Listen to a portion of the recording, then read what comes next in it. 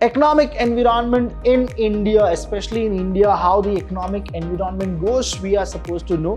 Outside the control of business enterprise that may affect its performance, that is called business environment. So here business environment is a relative concept since it differs from country to country.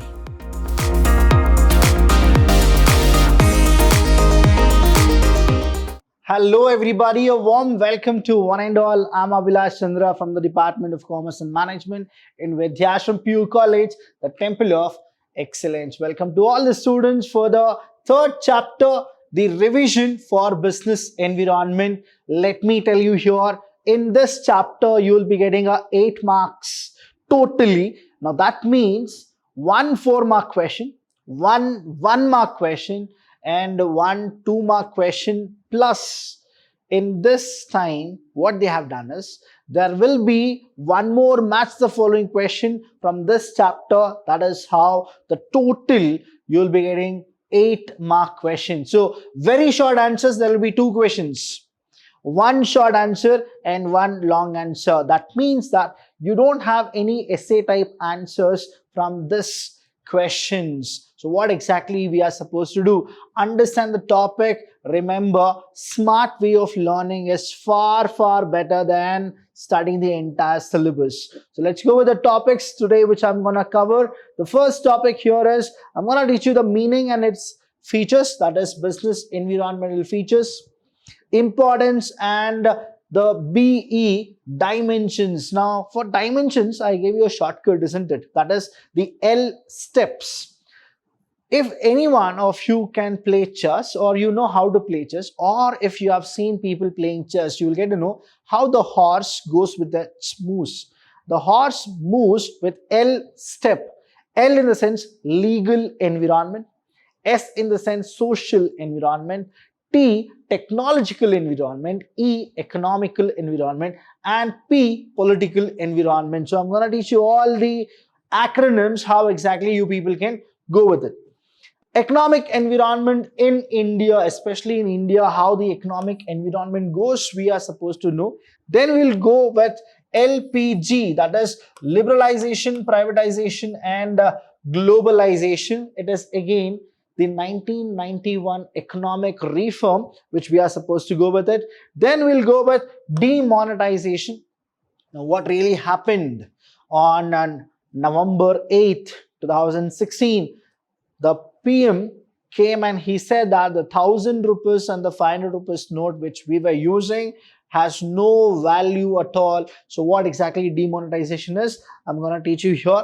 Then the impact of government policies, if it changes, what will happen to the business and industries, we're going to learn about it. So here what happens is, LPG usually it will definitely come for 4 marks. So be thorough with what LPG is all about: liberalization, privatization, and globalization. So moving forward, we have the meaning of business environment. So business environment is all about the sum total of everything. So what exactly it is? Sum total of all individuals, institutions, and other forces that are outside the control. Outside the control. The word control, please understand. Comparing actual performance with standard performance, if there is any deviation, rectifying that is called controlling, isn't it? The same way, there are something called which we can control, micro environment. There are something which we can never control, is called macro environment. So here what happens is, it's all about things which is outside. So outside the control of business enterprise that may affect its performance, that is called business environment. So it is sum total of individual, institutes, and other forces. Now here, features of business environment. The first one is totality of external forces. Now we need to understand that in the entire business environment, as we know that we have micro, which we can control, plus we also have something called macro environment. Macro environment. Now this macro environment, it is not possible to any individual, including Adani, that he cannot control the macro environment. See what happened with Hindenburg. Now, Hindenburg actually went with something called, they're not the part of Adani Group, isn't it? They are outside and they did something. So what happened to the shares of Adani? It came down. So this is exactly what the external factor is. Totality of external force. Adani was doing something of what he was good at, but what Hindenburg did, the shares of Adani drastically which went high, now it came down only because of the report of Hindenburg. This is the reality of business environment. So here when we go with it, please understand this. Business environment is a sum total of all things external to business firms and has such as aggregative in nature. The second is specific and general force. Interrelatedness. Now, when it comes to interrelatedness and specific and general force, please understand. When it comes to specific and general, specific in the sense the investors, the customers, competitor and suppliers. And that will affect the individual enterprises. The same way, interrelatedness, that means different elements or parts of business environment are closely interrelated. Without each other, they cannot survive. The fourth point here we have is dynamic nature. Dynamic, it changes. See, business environment always changes. So what we need to do is, whenever there is a change, we are supposed to get back to the change, or we are supposed to get used to that change and then go with it. So here, business environment is dynamic in nature. That means it keeps on changing, whether in terms of technological improvement, shifts in consumer preferences, or entry of new competition in the market. So whatever the changes, get into the change, and we are supposed to be used to the change. That is how the business environment will go with. The next is, the fifth one is uncertainty. We all know that the entire business is uncertain. We cannot predict that. Nowadays in 21st century, uncertainty itself is certain. So that means what? We need to prepare for everything. Complexity. The more and more the business is growing, complexity also increases. Earlier, it was very simple to do business, but now because of cutthroat competition, because so many companies have come to the field and even the MNC companies are into the field. So what exactly happens is the business complexity is now more. Relativity. Now in relativity, I want you people to understand that the way India practice the business, it is not equivalent, or it is not equal to how the US business runs with it. So here business environment is a relative concept since it differs from country to country. Political condition in the USA, for instance, differs from those in China or in Pakistan. So we need to understand that and then move on. The next is importance of business environment. Why business environment is important? The first one is the firm identify opportunity and getting the first mover advantage. That's the reason we need to adopt business environment. It helps the firm to identify the threats and early warning signals.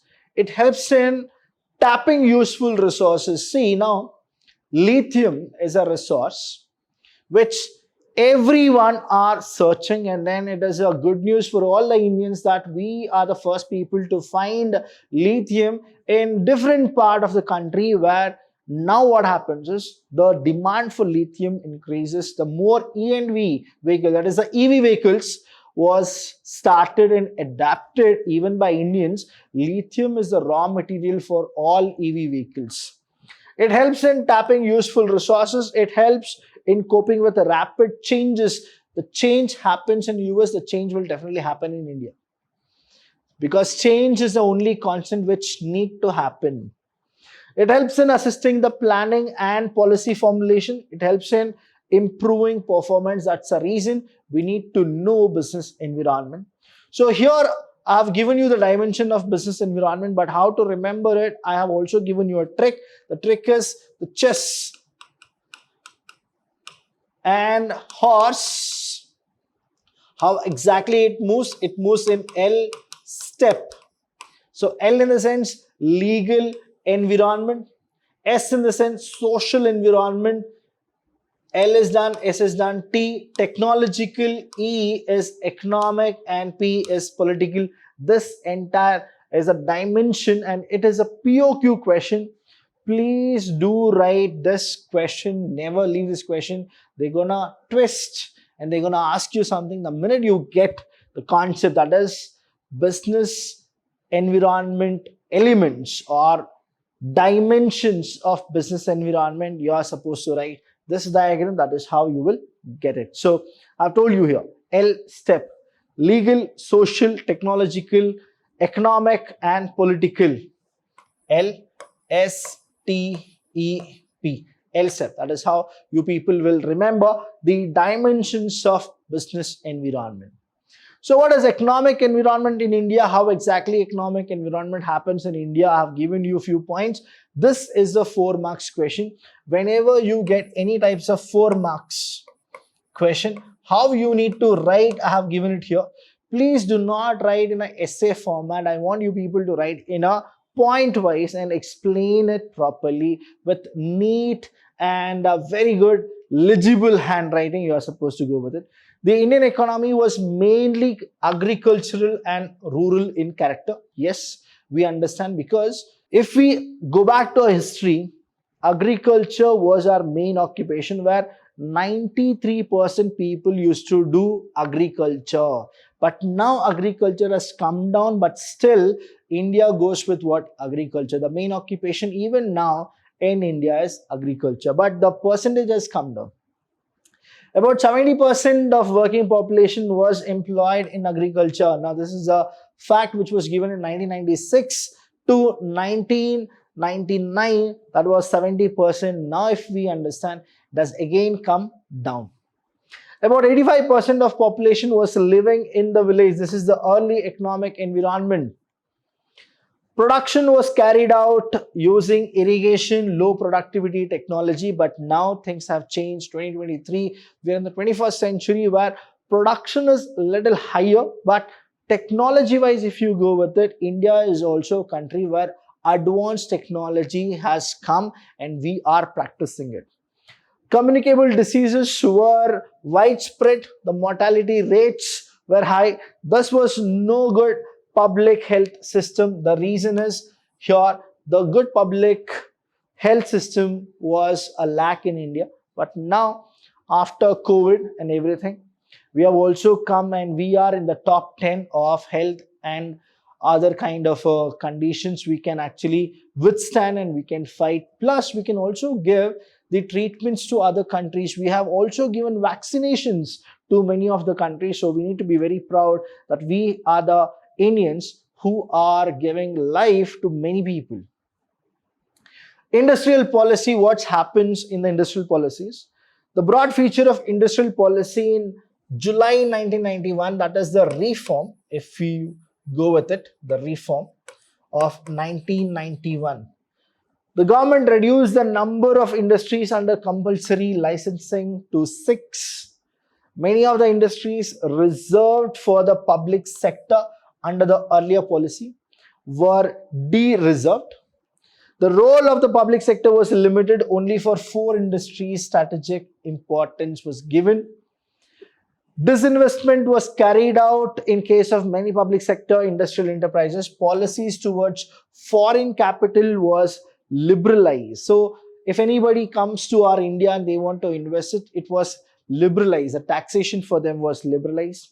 The share of foreign equity participations was increased, and in many activities 100% FDI was permitted. That means foreign direct investment, if they want to do it, even 100% was given to those people. Next is industrial policy. In the same, if we continue, automatic permission was now granted for technology agreements with foreign companies.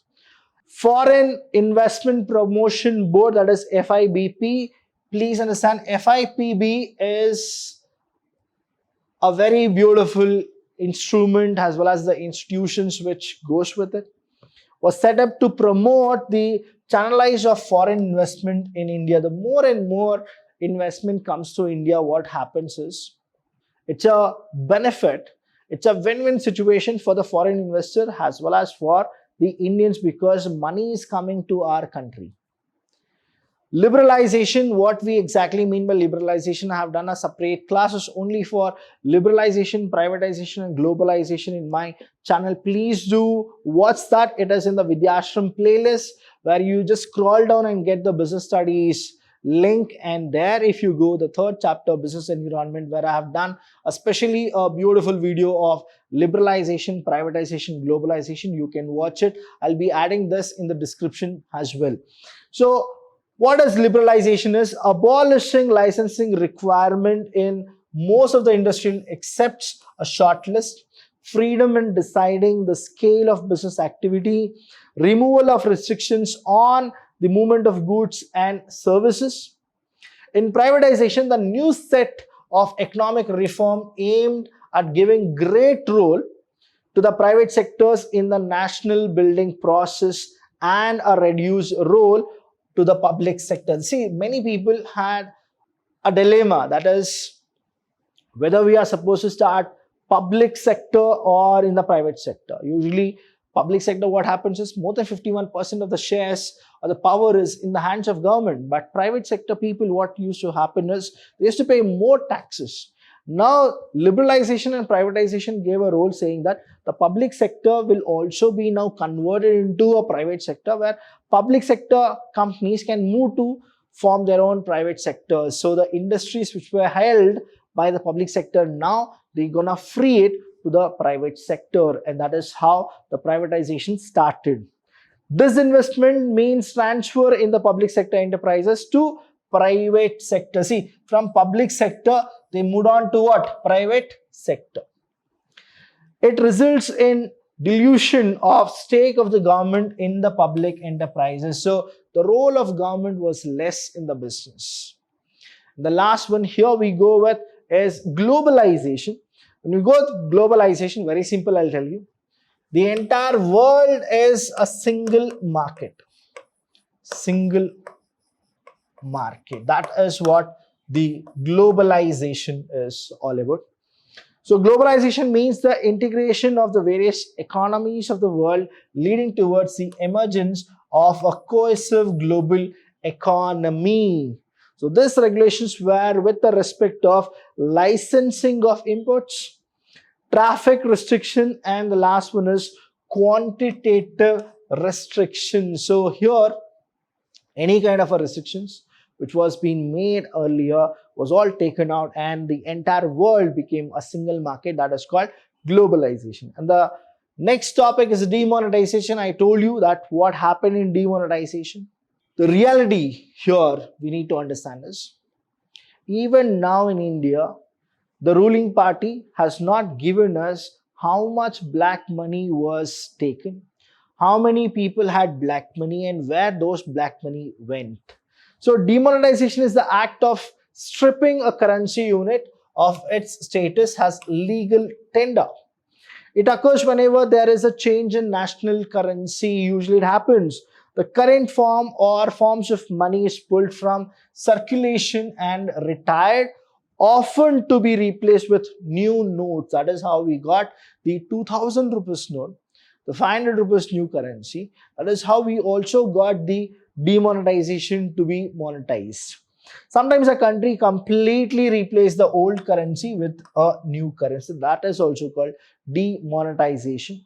So here I have given you a list of that impact of demonetization. I've given the basis: money, interest rate. Now, decline in cash transaction, bank deposit increase in financial savings. But to be very honest, we are not saving much after demonetization. Now, whenever we had that 2000 rupees note, we felt that 2000 rupees is just a currency, right? We never had that feeling of keeping that and not going for the change. So private wealth declined since some high demonetized notes were not returned and real estate price fell. Public sector wealth, what happened is there is no effect of public sector wealth. Digitalization, digital transaction amongst new user, that is RuPay and other things, increased. Real estate prices declined is what they say. But to be frank, prices were not declined. It was actually, see, real estate here, what happens is the money only goes high because this is a fixed asset where depreciation not happens, only appreciation happens. Tax collection, rise in income tax collection because of increased disclosure. Many people now, it is inevitable, but they were supposed to disclose it. Next one is impact of government changes. If government policy changes, what happens to the industries? Increasing competition, more demanding customers, rapid changing technological environment, necessity for change, need for developing human resources, market orientation, loss of budgetary support to the public sector. So these are the impacts. If a government policy changes, the business and industry will also change. Any doubt regarding this session, please do call us. We are always there to help you. Thank you so much. I'll see you when I see you. Thank you.